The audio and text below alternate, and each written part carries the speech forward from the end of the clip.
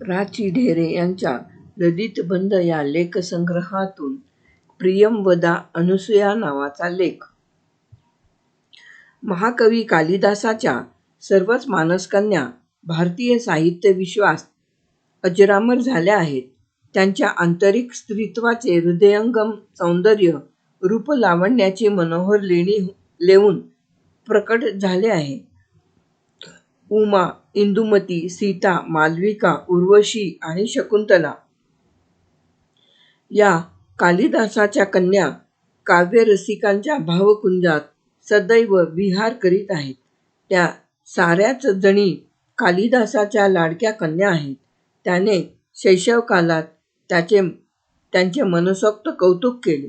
यौवनाच्या वासंतिक विकासात त्यांच्या स्खलनशील वाटेवर स्नेहाचे दीप पाजळले.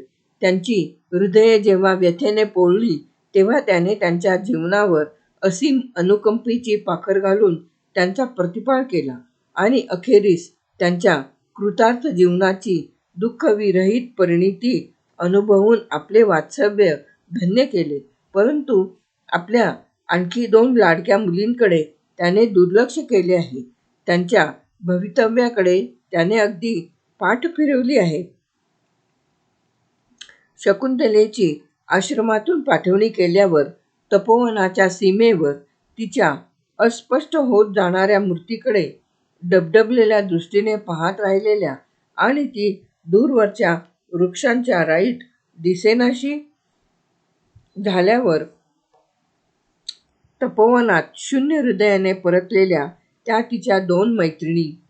कालिदासाने त्यांच्याविषयी पुढे मौन पत्करले आहे. तपोवनात परतताना त्यांची हृदये केवळ शकुंतलेच्या वियोगाने भारावली नव्हती, तर तिचे अंधारलेले भवितव्यही त्यांच्या हृदयात भयाची कंपने निर्माण करीत होते. दुर्वासाचा दारुण शाप केवळ त्या दोघींनाच ज्ञात होता. त्या शापाची वार्ता त्यांनी शकुंतलेपासूनही लपविली होती, कारण त्या जाईच्या फुलावर हे उकळते पाणी पडले तर काय होईल याची त्यांना कल्पना होती. उशापाचा आधार असलेली दुष्यंताची अंगठी ओळखीसाठी जपून ठेवण्याची सूचना मात्र त्यांनी आपल्या सखीला दिली होती, पण तरीही भवितव्य अटळ ठरले. जेव्हा शार्ङ्गधर, शारद्वत आणि गौतमी शकुंतलेला सोडून तपोवनात परतली असतील, तेव्हा गौतमीच्या खोल डोळ्यांत थिजलेले अश्रू आणि त्या 2 ऋषिकुमारांच्या डोळ्यांत फुललेला सात्विक संतापाचा अंगार पाहताच अनसूयानी प्रियंवदा यांची हृदये विदीर्ण झाली असतील. जिच्यासाठी त्यांची हृदये तळमळत होती, तिच्या त्या सर्वथा असहाय स्थितीची कल्पना येताच त्या दोघींना किती वेदना झाल्या असतील याची कल्पनाही करवत नाही. कालिदास त्यांच्या दुःखाविषयी एक शब्दही बोलत नाही. त्यांचे पुढे काय झाले याची रसिकांना ओढ असूनही कवीने निष्करुण मौन पत्करले आहे. ज्यांच्या ठायी रूपलावण्य आणि भावलावण्य यांचा मनोहर संगम झाला होता, अशा या 2 तरुण तपस्विनींची इतकी उपेक्षा कवीने नको होती करायला. पण कदाचित कवीचे मौन उपेक्षेतून निर्माण झालेले नसून व्यथेतूनच निर्माण झालेले असेल, कारण एकट्या शकुंतलेच्या दुःखाचा भारच त्याला इतका असह्य झाला आहे की शाकुंतला च्या 7व्या अंकात त्याच्या हृदयात अश्रूंचा महासागर हेलावत असूनही त्याचे डोळे थिजले आहेत. शकुंतलेच्या मूर्तीकडे पाहताना त्याची घनीभूत व्यथा निःशब्द शांतीच्या मांडीवर मान टाकून निःश्वास सोडित आहे. ही त्यांची अवस्था पाहताच तो अनुसूया प्रियंवदेविषयी का बोलत नाही, त्याचे रहस्य उलगडते, त्याचे रहस्य उलगते. शकुंतलेच्या जीवनातील या अकल्पित झंझावाताने केवळ शकुंतलेच्या जीवनाचाच कुंज उद्ध्वस्त केला असेल असे नव्हे, तिच्या संपूर्ण भावविश्वासी ज्यांची हृदये समरसली होती त्या तिच्या दोन्ही सख्यांच्या जीवनावरही त्याचा विपरीत परिणाम झाला असणार. त्या परिणामाची बेसूर कल्पना कवीच्या पूर्वीच दुःखदग्ध झालेल्या हृदयाला असह्य होत असावी आणि म्हणूनच तो त्यांच्याविषयी बोलत नसावा. एरवी असे घडलेच नसते. जो परित्यक्त सीतेसाठी भागीरथीच्या काठी वाल्मिकीच्या हृदयात अवतरला, जो भग्नहृदय उमेसाठी साऱ्या स्थिर चरातून सहानुभवाचे अश्रू ढाळीत राहिला, जो निर्वासित शकुंतलेच्या अंधारलेल्या वाटेवर स्वर्गस्थ ज्योती होऊन आला, त्या कालिदासाच्या हृदयात या दोन निरागस मुलींविषयी मायाच नव्हती असे कसे होईल?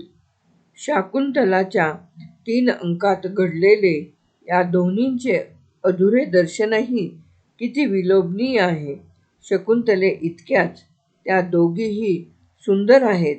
समवयस्क, समरूप आणि हृदयांची समरसता अनुभवणाऱ्या त्या तिघीजणी जेव्हा पाण्याचे घडे कमरेवर घेऊन तपोवनातील तरुलतांना पाणी देऊ लागतात, तेव्हा त्या घटांतून जणू त्यांची भावसदन विमल हृदयच सांडत आहेत असे वाटते. शकुंतला ही आश्रम हरिणीसारखी अबोल, हळवी आणि भित्री आहे, परंतु या दोघीजणी मात्र धिटुकल्या आहेत. त्यांची संभाषण चतुरता आणि परिहास रसिकता रसिकांच्या हृदयांना आकर्षून घेणारी आहे. जाईजुईच्या फुलांहूनही कोवळी असलेली शकुंतला जेव्हा झाडांना पाणी घालू लागते, तेव्हा अनसूया म्हणते, ज्या अर्थी महर्षींनी आपल्या कोमल प्रकृती शकुंतलेला झाडांना पाणी घालायचं अवघड काम सांगितलं आहे, त्या अर्थी त्यांचं आपल्या मुलीहून या झाडांवरच अधिक प्रेम असलं पाहिजे. प्रियंवदेने वल्कल फार तंग बांधले आहे अशी तक्रार शकुंतला अनसूयेजवळ करताच प्रियंवदा तिला मिश्किलपणाने विचारते की आपल्या रसरसलेल्या यौवनाला दोष देण्याऐवजी मला का दोष देतेस? व शकुंतला केसर वृक्षाजवळ उभी राहिली असता तिच्या त्या पुष्पलतेसारख्या सौंदर्याची जाणीव व्यक्त करताना प्रियंवदा म्हणते, सखी, तिथेच उभी राहा. तू केसर वृक्षाजवळ उभी राहिलीस की त्याचे लतेशी मिलन झाल्यासारखे वाटते. शकुंतला वनज्योत्स्नेकडे टक लावून पाहू लागताच प्रियंवदेला तिच्या साभिलाष दृष्टीत निराळाच भाव प्रतीत होतो. ती म्हणते, अनसूये, ही वनज्योत्स्नेकडे इतकी टक लावून पाहते आहे हे कळलं का तुला? अगं, वनज्योत्स्नेचा जसा अनुरूप वराशी संयोग झाला तसा माझाही होईल का अशी तिला चिंता पडलीय. प्रियंवदा बोलू लागली की तिच्या बोलण्याचा इतका मोह पडतो की तिने बोलतच राहावे असे वाटते. तिचे प्रियंवदा हे नाव तिच्या व्यक्तित्वाचे प्रकाशक आहे. त्या दोघीही मैत्रिणी खेळकर आहेत, परिहास रसिका आहेत, शकुंतलेवर जीवाभावाचे प्रेम करणाऱ्या आहेत. तरीही त्यांच्या व्यक्तित्वाच्या रंगछटा काहीशा वेगळ्या आहेत. अनसूया ही काहीशी गंभीर आहे. जीवनाच्या अज्ञात कूपात डोकावण्याची तिची वृत्ती आहे, परंतु त्या गंभीर वृत्तीने तिची रसिकता नि प्रसन्नता झाकाळून गेलेली नाही.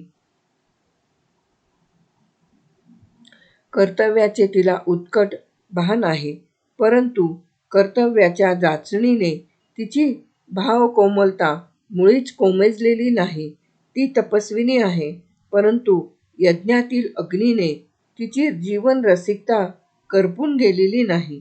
प्रियंवदा ही अनसूयेहून अधिक अवखळ आहे, अधिक हसरी आहे. शकुंतलेविषयी तिच्या मनात कोवळा भावबंध असूनही ती शकुंतलेला परिहासाच्या वर्षावाने संत्रस्त करते. अनसूया आणि प्रियंवदा या दोघींच्याही हृदयात यौवनाचे निमंत्रण घुमू लागले आहे, परंतु प्रियंवदेच्या ललित मधुर वाणीतून त्याचे पडसाद अधिक प्रमाणात उमटत आहेत. दुष्यंताचा तपोवनात प्रवेश झाल्यावर या 3 तरुणींच्या प्रथम दर्शनाने तो मंत्रमुग्ध झाला.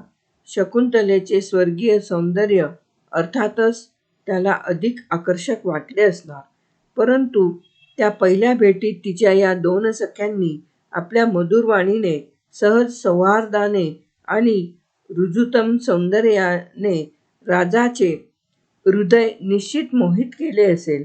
त्या भेटीच्या वेळी लज्जित शकुंतलेचे हृदयभाव तिच्या अधोमुख दृष्टीत आणि गालावरील लालीत व्यक्त होऊ लागले.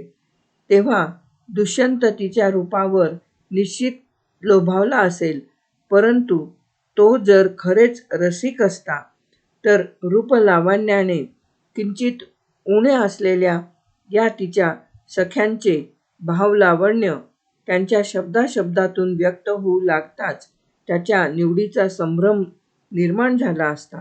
शकुंतलेविषयी त्यांच्या मनात किती निर्व्याज स्नेह आहे, त्या तिला फुलासारखी जपतात. तिचे उमलते यौवन पाहून त्यांची हृदये असूयारहित आनंदाने हरखून जातात. राजाच्या प्रथम दर्शनाने प्रणयाकुल बनलेल्या सखीचा अनंग दाह शांत करण्यासाठी त्या शीतलोपचार करतात. तिचा प्रीतिलेख फुलांनी झाकून राजाकडे पोचविण्याची सिद्धता करू पाहतात. तिच्यासाठी लज्जेची आवरणे बाजूला सारून राजाचा अनुरोध करतात आणि राजाने उत्कटतेने तिच्या प्रीतीचा स्वीकार करताच निरतिशय हर्षाने फुलून येतात. त्यांच्या वागण्या बोलण्यात उपचार नाही, अभिनय नाही, असूया नाही, दंभ नाही.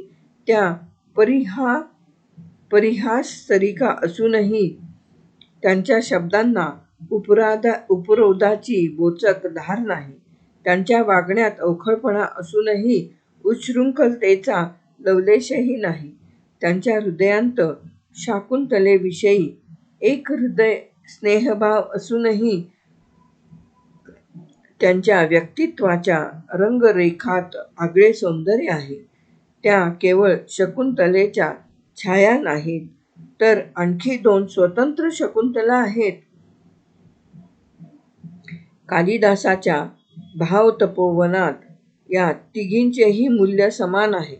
अनसूया आणि प्रियंवदा या केवळ शाकुंतलेतील नायिकेच्या परावलंबी व्यक्तित्व शून्य सख्या नाहीत, तर आपल्याही जीवनाचे स्वतंत्र शाकुंतल घडविण्याइतके व्यवच्छेदक भावबळ त्यांच्या व्यक्तित्वात आहे. आणि असे आहे म्हणूनच कालिदासाने त्यांच्याविषयी मौन स्वीकारले आहे. मारीचाश्रमात दुष्यंत शकुंतलेच्या मिलनाने चिंताविमुक्त झालेला कालिदास इकडे या दोघींच्या भवितव्याच्या चिंतेने व्याकुळ झाला असेल.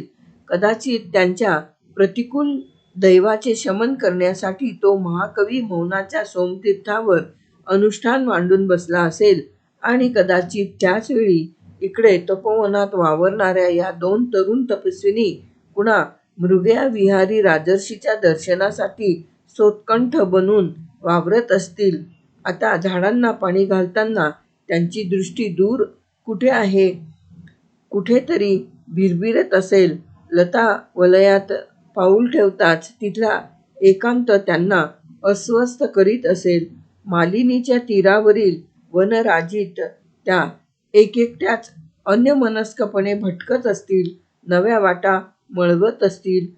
शारद्वताच्या मणिबंधावर, शांग्रवाच्या वृक्षावर विराजणारे पौरुष न्याहाळताना त्यांच्या दृष्टीत तपोवनाला न शोभणारी चंचलता तरळत असेल आणि आजवर तत्परतेने अतिथींचे स्वागत करणाऱ्या या 2 तपस्विनी दुर्वासाच्या दुर्निवार शापाची तमा न बाळगता प्रेमचिंतनात स्वतःला विसरून जात असतील. परंतु त्यांची ही विपरीत अवस्था पाहून गौतमीच्या सुरकुतलेल्या मुखावर एक करुण हास्याची रेषा तरळून जात असेल. ती वत्सल वृद्धा या वेड्या मुलींना जवळ घेऊन काही बाही समजावून सांगत असेल आणि मग आपले वेड आतल्या आत दाबून त्या तरुण तपस्विनी वृद्धा गौतमीच्या मागोमाग जात असतील, हिरव्या समिधांच्या आहुतीने उफाळणाऱ्या होमधुमाने त्यांची दृष्टी झाकळून जात असेल आणि तशाही स्थितीत ठेचकाळत त्या यज्ञासाठी समिधा वेचत असतील. कालिदास अभिज्ञानशाकुंतलम. लेख समाप्त.